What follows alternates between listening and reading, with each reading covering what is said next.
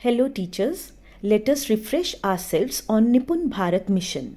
Union Education Minister Shri Ramesh Pokhriyal launched this mission on 5th of July 2021 for 3 to 9 years of children to target learning needs. What is Nipun? National Initiative for Proficiency in Reading with Understanding and Numeracy. ਭਾਸ਼ਾਈ ਵਿਕਾਸ ਅਤੇ ਗਣਿਤ ਦਾ ਵਿਕਾਸ ਬੱਚਿਆਂ ਦੇ ਵਿੱਚ ਬਹੁਤ ਜ਼ਰੂਰੀ ਹੈ। ਇਸ ਦੇ ਟੀਚੇ ਕੀ ਹਨ ਜਾਂ aim? Every child of our country should attain FLN by the end of grade 3 by year 2026-27.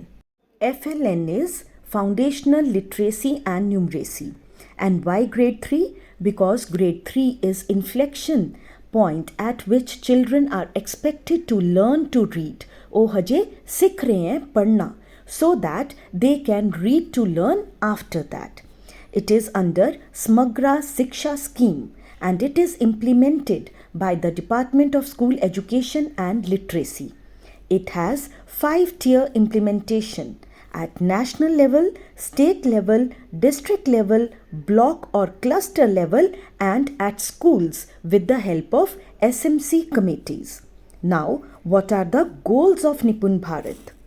There are 3 goals for Nipun Bharat: health and well-being, effective communicators and involved learners. And now the class-wise goals. ਜੀ ਹਾਂ, ਇਸ ਦੇ 2 ਪੱਖ ਹਨ, ਭਾਸ਼ਾ ਅਤੇ ਗਣਿਤ।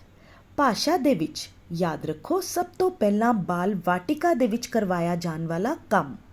ਅੱਖਰ ਅਤੇ ਧੁਨੀ ਦੀ ਕਰ ਲੈਂਦੇ ਪਹਿਚਾਨ, ਸੌਖੇ ਸ਼ਬਦ 2 ਅੱਖਰਾਂ ਵਾਲੇ ਪੜ੍ਹ ਕੇ ਬਣਨ ਮਹਾਨ। ਜੀ ਹਾਂ, 2 ਅੱਖਰਾਂ ਵਾਲੇ ਸ਼ਬਦ ਤੱਕ ਬੱਚੇ ਨੂੰ ਪੜ੍ਹਨੇ ਆਣੇ ਚਾਹੀਦੇ ਹਨ।